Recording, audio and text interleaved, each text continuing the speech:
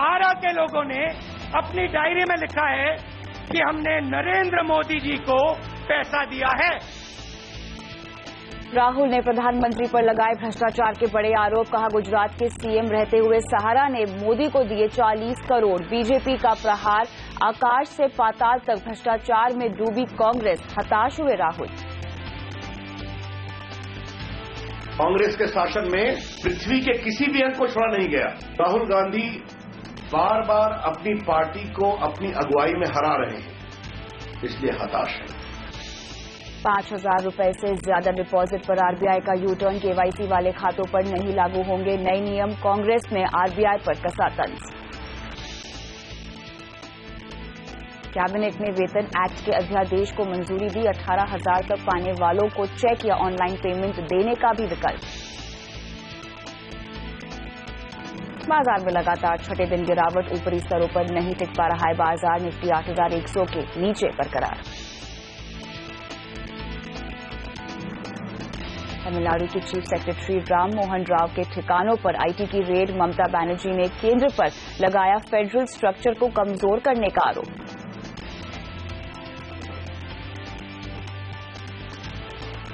Your money में हम रखते हैं आपके पैसों का ख्याल। सही निवेश के साथ आप कैसे अपने सपनों की जिंदगी जी सकते हैं, योर मनी रखता है इसका भी ख्याल। आज हम आपको योर मनी पर बताएंगे कि कैसे आप कर्ज मुक्त हो सकते हैं, यानी आपको हम बताएंगे कि कैसे आप लोन से छुटकारा पा सकते हैं, अपने निवेश को बढ़ा सकते हैं। नमस्कार, मैं हूं कविता थपलियाल और आज एक मुश्त रकम से होम लोन की ईएमआई चुकाएं या निवेश करें, इसके नुस्खे आपको देंगे। साथ ही घर और गाड़ी लोन के साथ क्या आप बन सकते हैं करोड़पति। साथ ही पर्सनल लोन से कैसे पाएं छुटकारा, इस पर भी होगा योर मनी का आज का फोकस। और योर मनी में आज हमारे साथ जुड़ रहे हैं ऑप्टिमम मनी मैनेजर्स के मैनेजिंग डायरेक्टर पंकज मटवाल। आपका स्वागत है पंकज जी। शुरुआत करते हैं और जुड़ते हैं हमारे पहले दर्शक से। नीलेश कुमकार हमारे पहले दर्शक हमारे साथ फोन लाइन पर जुड़ रहे हैं। नमस्कार नीलेश, बताएं कैसे हैं आप, कहां से बोल रहे हैं? एक्चुअली मैं मैडम पुणे से बोल रहा हूँ। जी मैं पुणे से बोल रहा हूँ, पुणे महाराष्ट्र। अच्छा, क्या करते हो आप नीलेश? एक्चुअली मैं सॉफ्टवेयर डेवलपर हूँ आईटी कंपनी में। अच्छा, बताइए आपका सवाल क्या है? एक्चुअली मैंने अभी लोन लिया है हाल ही में 15 लाख का पर्सनल लोन। 15 लाख का पर्सनल लोन किस सिलसिले में लिया है, किस काम की वजह से? एक्चुअली मैंने घर के लिए प्लॉट के लिए लोन लिया था। अच्छा, ओके। तो अभी मेरा कुल ईएमआई जा रहा है 38,000 के पास जा रहा है। ओके। फिर भी मुझे सैलरी से मिनिमम 15 to 20,000 सेविंग होता है। अच्छा, तो मुझे वही लोन क्लियर करने के लिए कौन से म्यूचुअल फंड में इन्वेस्ट करोगे? लोन क्लियर करने के लिए किस म्यूचुअल फंड में आपको निवेश करना चाहिए? अगले 3 साल में आप ये लोन से छुटकारा पाना चाहते हैं, है ना? जी जी बराबर। और निवेश करने के लिए 5 से 10,000 रुपए की रकम आपने निर्धारित कर रखी है अपने लिए? मंथली 15,000 तक सेव कर सकता हूँ। मंथली 15,000। आपकी हर महीना सैलरी बताएंगे मुझे? मुझे हर महीना आता है 85,000। हाँ जी, 85,000। 85,000। चलिए, तो यहाँ पे आपने पर्सनल लोन लिया हुआ है, 3 साल के अंदर आपको ये लोन चुकाना है। बात करते हैं हमारे आज के एक्सपर्ट पंकज मटवाल से। पंकज जी, अमूमन हम कहते हैं कि आपको पर्सनल लोन तो नहीं लेना चाहिए। 5.5% का इंटरेस्ट रेट है, जिस पर 15.5% माफ कीजिएगा, इन्होंने इस इंटरेस्ट रेट पर लोन लिया हुआ है। अब ऐसे में क्योंकि इनकी 85,000 मंथली इनकम है, तो मेरे ख्याल से ये अफोर्ड फिलहाल तो कर पा रहे हैं, लेकिन अगले 3 साल में अगर इनको इस लोन से छुटकारा पाना हो, अपना निवेश भी शुरू करना है, बढ़ाना है, तो ये सब कैसे करें?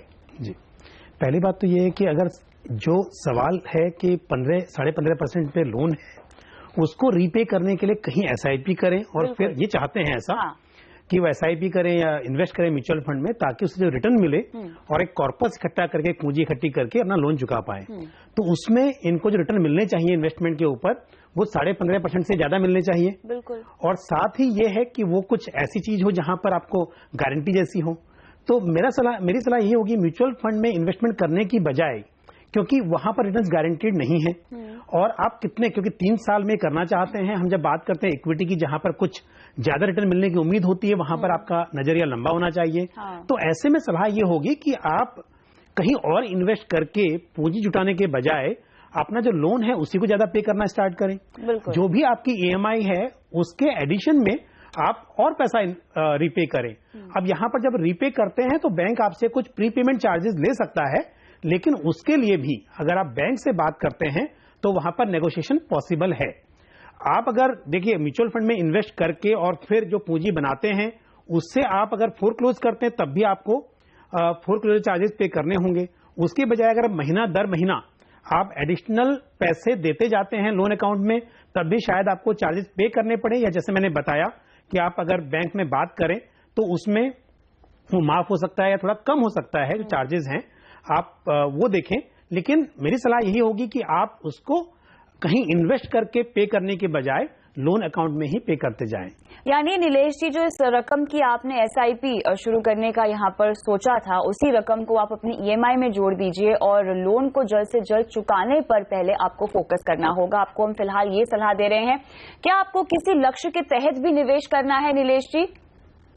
नहीं, मुझे बस वही क्लियर करने का क्लियरली आपको यहाँ पर हम पहले लोन चुकाने की सलाह दे रहे हैं। इसके लिए आप निवेश मत कीजिए, लेकिन जिस अमाउंट की SIP के बारे में आप सोच रहे हैं उसको EMI में जोड़ दीजिए और आप चाहें तो प्री क्लोज कर सकते हैं अपना लोन। अपने बैंक से आपको संपर्क करना होगा कि उसके चार्जेस आपको कितने लगेंगे। लेकिन अमूमन हम देखते हैं यहाँ पर पंकज जी, लोन और निवेश को लेकर लोग बैलेंस नहीं कर पाते हैं। उन्हें लगता है कि अगर मेरे पास एक मुश्त रकम आ चुकी है, लोन भी चल रहा है, निवेश भी यहाँ चल रहा है, तो क्या वो रकम से मैं लोन चुका लूं पूरी तरह से या मैं अपना निवेश बढ़ा दूं?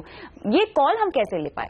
देखिए, पहली बात तो यह है कि आपका लोन का इंटरेस्ट कितना है, वो बहुत ही महत्वपूर्ण बात है। अगर लोन काफी सस्ता है, अमूमन देखा जाता है कि होम लोन में फिर भी रेट ऑफ इंटरेस्ट कम होता है, और होम लोन में क्योंकि आपको दूसरे टैक्स के बेनिफिट भी मिलते हैं तो वहां पर कई बार ये सही होता है कि आप लोन रीपे ना करें और उसकी जगह पर अपने दूसरे गोल के लिए इन्वेस्ट करें। बट जब पर्सनल लोन या क्रेडिट कार्ड की बात हो तो वहां पर पहले हमेशा लोन रीपे करना चाहिए। साथ ही इन्हीं के सवाल में जो अभी दर्शक ने पूछा था कि अगर हम ये बोल रहे हैं हर महीना इन्वेस्ट करें, और अगर इनको तकलीफ होती है कि हर महीना, क्योंकि बैंक EMI में शायद ऐड ना करें, इनको खुद एडिशनल अमाउंट पे करना होगा। और अगर इनको लगता है कि नहीं मुझे हर महीना देने में दिक्कत होगी, तो ऐसा कर सकते हैं कि आप अगर 15,000 रुपया एडिशनल बचा पा रहे हैं तो 2-3 महीने तक आप किसी लिक्विड फंड में उसको पार्क कर दीजिए, SIP नहीं, लेकिन जैसे से, क्योंकि आजकल फैसिलिटी अवेलेबल है, आप ऑनलाइन ट्रांसफर कर सकते हैं अपने अकाउंट से लिक्विड फंड में, तो आप लिक्विड फंड में पार्क कर दीजिए। और अगर 15,000 महीने के हिसाब से 3 महीने में 45,000 होते हैं तो एक साथ उसको रीपे कर दीजिए। महीना पॉसिबल है तो ठीक है, क्वार्टरली कीजिए, लेकिन 3 साल वेट मत करिए कि आप कहीं और इन्वेस्ट करें और 3 साल के बाद में उसको रीपे करें। लोन पहले चुकाइए।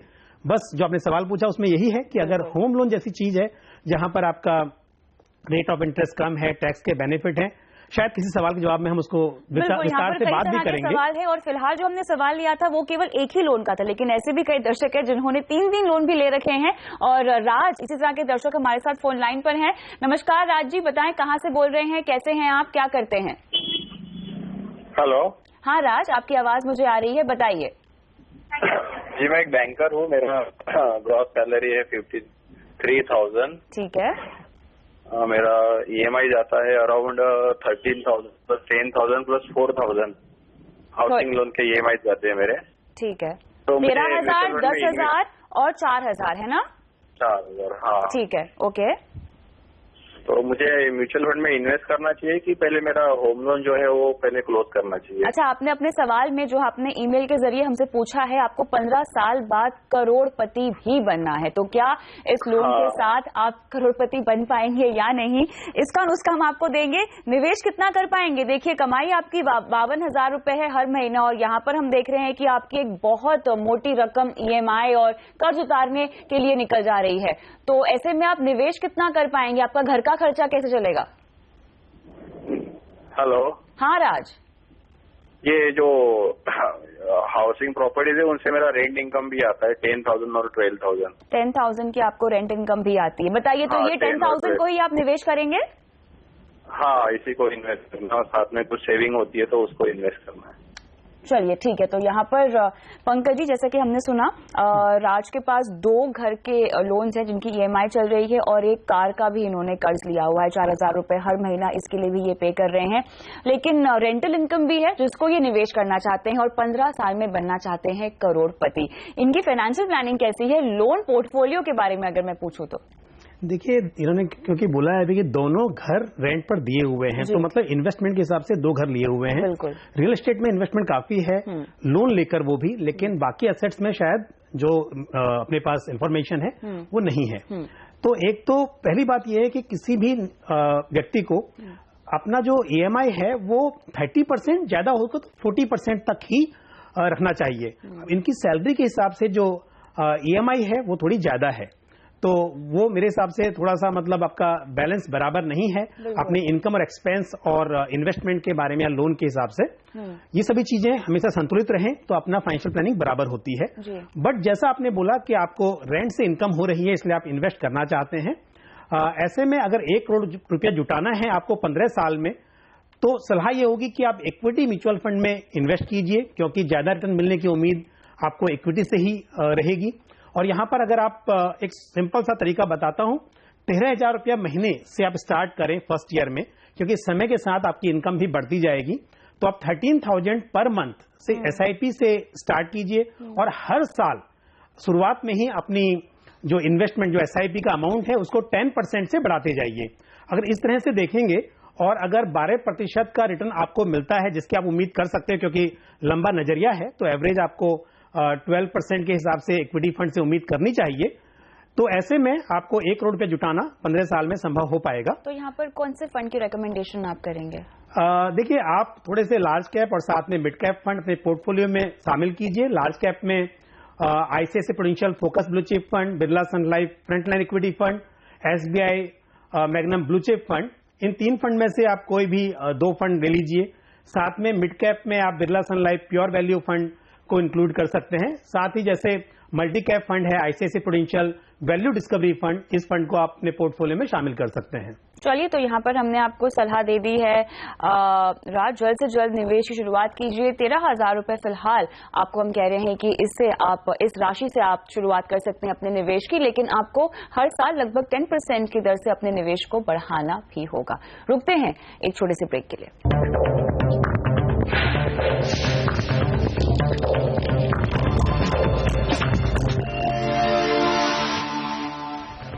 योर मनी में आज हमारा फोकस है लोन पर। हम ले रहे हैं दर्शकों के सवाल और लोन से जुड़ी हुई जितनी भी उनकी समस्याएं हैं, सवाल हैं, उनका हम आज जवाब दे रहे हैं। हमारे साथ फोन लाइन पर सुरेश कुमार हमारे अगले दर्शक फोन लाइन पर हैं। नमस्कार सुरेश जी, बताइए क्या सवाल है आपका?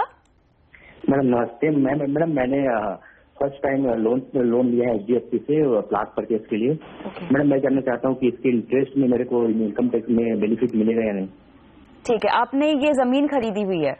जी मैम। और घर कब तक बनाएंगे? मैडम वो तो 5 साल बाद में कंस्ट्रक्शन करना है, लेकिन मैंने अभी जनवरी में इसको प्लाट परचेज किया है।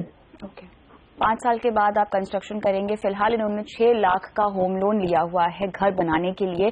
टैक्स छूट कब से मिलनी शुरू हो जाएगी? देखिए, जो आप प्लॉट लेते हैं उसके ऊपर टैक्स में छूट नहीं मिलती है। जब आप घर बनाते हैं उसके ऊपर, तो उस पर आपको जब घर बनाएंगे तो फिर दोनों पर जो प्लॉट की कॉस्ट है वो भी और जो घर लेने के लिए आप लोन लेंगे, दोनों कंबाइन करके टोटल पैसे के ऊपर आपको टैक्स में छूट मिलेगी। लेकिन सिर्फ अगर आप ने जमीन ली हुई है तो वो पॉसिबल नहीं है। दूसरी बात ध्यान देने वाली बात यह है कि जब घर बन जाता है, पूरा तैयार हो जाता है, तो कंस्ट्रक्टेड प्रॉपर्टी जब जिस साल में होती है उस साल से ही आप टैक्स में छूट पा सकते हैं।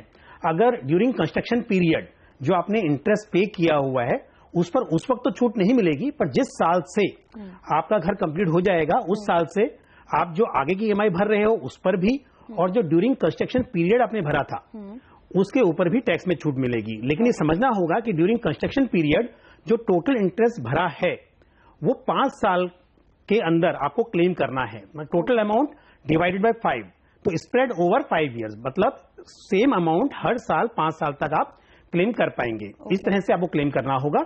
लेकिन आप क्योंकि घर अभी नहीं बना रहे हो तो अभी जब तक नहीं बनाओगे तब तक तो कोई फायदा नहीं है। जब बनना स्टार्ट होगा, और एक बात और है, वो जो बनने की अवधि है, जो कंस्ट्रक्शन पीरियड है, वो भी 5 ईयर्स है। 5 ईयर के अंदर पहले 3 साल था, इस साल बढ़ा के उसको 5 साल किया गया है। तो 5 साल में आपका घर बन जाना चाहिए, तभी आपको उसके बाद छूट मिल पाएगी। अगर वो भी आपका टाइम खत्म हो गया तो वो छूट से आप छूट नहीं ले पाएंगे। तो 5 साल में घर बनाना है, उस 5 साल के अंदर जब घर बनता है जो भी इंटरेस्ट है उसको बाद में आपको क्लेम करना है। अब इसमें 2 चीजें और इंपॉर्टेंट है, आपको छूट आपके प्रिंसिपल और इंटरेस्ट दोनों पर ही मिलेगी। तो क्योंकि जब आप EMI पे करते हैं उसमें दोनों चीजें होती हैं, प्रिंसिपल भी और इंटरेस्ट भी। प्रिंसिपल पर छूट जो मिलती है वो अंडर सेक्शन 80C है। अंडर सेक्शन 80C में जो आपकी लिमिट है 1.5 लाख की, उसके अंदर ही है। उसके अंदर आपके इन्वेस्टमेंट के दूसरे विकल्प हैं वो भी रहते हैं, और साथ में जो होम लोन का प्रिंसिपल अमाउंट है वो भी 80C के अंदर ही कवर होता है। लेकिन उसके अलावा जो आपका इंटरेस्ट पेमेंट है वो अंडर सेक्शन 24B में आपको छूट मिलती है। तो इस तरह से जो आप इंटरेस्ट पे करते हैं उसको आप ये 1.5 लाख की लिमिट के अलावा आप क्लेम करते हैं। अब फिर ये इंपॉर्टेंट है कि घर आपने किराए पर दिया हुआ है या खुद आप रह रहे हैं। अगर खुद रह रहे हैं तो जो लिमिट है आपके इंटरेस्ट क्लेम करने की वो 2 लाख रुपए है। लेकिन अगर वो घर किराए पर दे दिया है तो जितना भी आप इंटरेस्ट पे कर रहे हैं बिना किसी लिमिट के, पूरा आप अपनी इनकम में से माइनस कर सकते हैं। ओके। तो यहाँ पर सुरेश जी 5 साल के बाद आपने कहा है कि आप घर बनाएंगे, लेकिन और डिले नहीं कीजिएगा क्योंकि फिर आप फायदा नहीं उठा पाएंगे यहाँ पर टैक्स छूट का। ये बताएं, कोई सवाल और है आपका? जी थैंक यू मैम, यही जानना था मेरे को।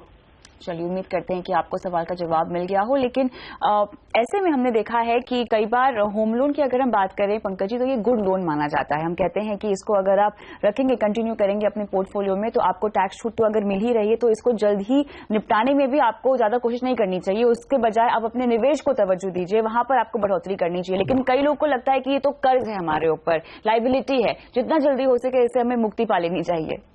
देखिए, दोनों ही बातें सही हैं। अगर हम ये देख रहे हैं कि जो हमने लोन लिया हुआ है उसका इंटरेस्ट रेट काफी कम है और टैक्स में छूट भी मिल रही है, और कहीं पर इन्वेस्टमेंट करके जितना हम ब्याज चुका रहे हैं उससे ज्यादा ब्याज कमा सकते हैं, ज्यादा प्रॉफिट कमा सकते हैं, तब तो फिर लोन को जारी रखने में फायदा है।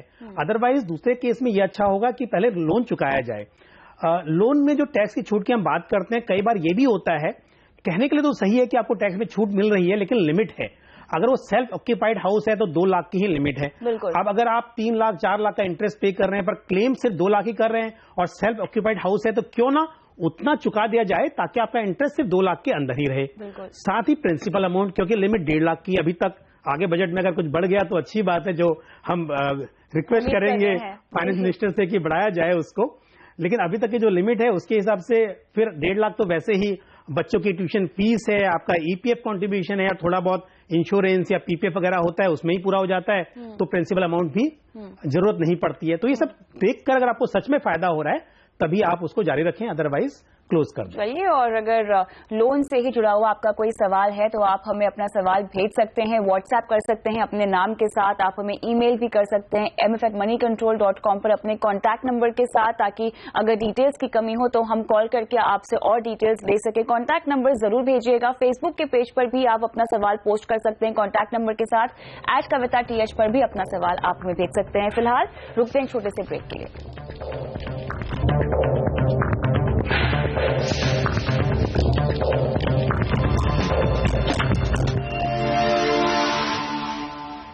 योर मनी में आज हमारा फोकस है लोन पर, और अगले दर्शक का सवाल लेते हैं। राजीव ने अपना सवाल ईमेल के जरिए हमें भेजा है। 27 साल की इनकी उम्र है और 22,000 रुपए हर महीना कमाते हैं, और इन्होंने अपना पोर्टफोलियो हमें एक्चुअली भेजा हुआ है, जहां पर ये बोल रहे हैं कि होम लोन है 10,500 का, जिसकी EMI ये भरते हैं इतनी, और साथ ही इन्होंने एक टर्म इंश्योरेंस भी लिया हुआ है। जीवन आनंद इन्होंने ली हुई है पॉलिसी LIC की, 2,000 रुपए हर तिमाही ये कह रहे हैं कि भरते हैं इसमें, और साथ ही इन्होंने म्यूचुअल फंड्स में भी निवेश किया हुआ है, और पूछ रहे हैं कि निवेश को ये जारी रखें या अपना होम लोन जो है वो चुकाने पर फोकस करें। तो जैसा कि पंकज जी हम चर्चा कर ही रहे हैं पूरे शो में आज की, लोग तवज्जो किसको दे ये समझ में नहीं पाते हैं। जिस तरह से राजीव ने अपना प्रोफाइल हमें भेजा है, इन्वेस्टमेंट इनकी कैसी है, हालांकि कोई गोल क्या है उसको लेकर कोई जानकारी हमें नहीं दी है, और क्या इनके पास कोई लमसम अमाउंट है जिसको ये निवेश करना चाहते हैं, या निवेश को बढ़ाना चाहते हैं, या उसके बजाय लोन को और चुकाना चाहते हैं, उसकी भी डिटेल्स नहीं है, क्लैरिटी नहीं है बेसिकली हमारे पास सवाल को लेकर। फिलहाल जितनी मौजूदा डिटेल्स हैं, क्या करना चाहिए? देखिए, राजीव के लिए पहली बात तो ये है कि जो लोन का इंटरेस्ट है वो 9.65 बताया है, उस हिसाब से मैं सलाह दूंगा कि लोन की EMI ऐसे रहने दें, उसको रीपे जल्दी ना करें, क्योंकि बहुत पैसा एडिशनल नहीं है। 500 रुपए 600 रुपए की SIPs हैं। हाँ। तो क्योंकि बीच में पैसे की जरूरत भी पड़ती है, आपको थोड़ा पैसा अपने पास अवेलेबल होना चाहिए, हर वक्त लोन नहीं मिल पाता है। ऐसे में यह है कि इनके केस में लोन को जारी रखें, लेकिन अपनी SIP के अमाउंट को बढ़ाएं, और साथ में जो इंश्योरेंस, क्योंकि टर्म इंश्योरेंस लिया हुआ है तो फिर जीवन आनंद जैसी पॉलिसी की आपको जरूरत नहीं है। जीवन आनंद पे आप प्रीमियम भर रहे हैं, जबकि SIP आपकी बहुत कम है, तो मेरे हिसाब से टर्म इंश्योरेंस आपके पास सफिशिएंट है। अगर वो अमाउंट, तो आप जीवन आनंद देखिए, अगर उसको आप सरेंडर कर सकते हैं। वो देखना पड़ेगा कि पॉलिसी कितनी पुरानी है, कितना प्रीमियम भरा हुआ है, और या फिर पेडअप कर दें उसको। पोस्टल लाइफ इंश्योरेंस जो है उसको आप जारी रख सकते हैं, पर सबसे इंपॉर्टेंट है कि अपना गोल सेट करके कितने पैसे की जरूरत है, अपने SIP के अमाउंट को बढ़ाइए। और उसमें क्योंकि जिस हिसाब से इतनी इंफॉर्मेशन है, SIP का अमाउंट बहुत ही छोटा है। अगर आपके शॉर्ट टर्म गोल्स भी हैं तो आप इक्विटी में ना करके थोड़े डेट फंड में, शॉर्ट टर्म डेट फंड में इन्वेस्ट करके आप थोड़ा पूंजी बनाइए, और लॉन्ग टर्म के लिए ये जो SIP की जो भी स्कीम्स हैं उसमें अमाउंट को बढ़ाइए। तो अपने निवेश को तवज्जो दीजिए राजीव, और जो भी कहा है उसको आप अमल करें, अपने निवेश को बढ़ाइए, फंड्स को जोड़िए अपने पोर्टफोलियो में। मिड कैप फंड की रिकमेंडेशन आपको हम दे रहे हैं, इसको अपने पोर्टफोलियो में जोड़िए और निवेश को बढ़ाने की कोशिश कीजिए। लोन चुक रहा है, फिलहाल आपकी EMI चल रही है, तो उसको आप जारी ही रहने दें। बहुत बहुत शुक्रिया पंकज जी आज शो पर आने के लिए। योर मनी में अगर आप भी अपना कोई सवाल पूछना चाहते हैं, लोन से ही जुड़ा हुआ अगर सवाल है, तो आप व्हाट्सएप कर सकते हैं अपने नाम के साथ, ईमेल कर सकते हैं ms@moneycontrol.com पे अपने कॉन्टैक्ट नंबर के साथ, फेसबुक के पेज पर जाके भी सवाल पोस्ट कर सकते हैं, @kavita TH पर भी अपना सवाल हमें भेज सकते हैं। फिलहाल इजाजत दीजिए, नमस्कार।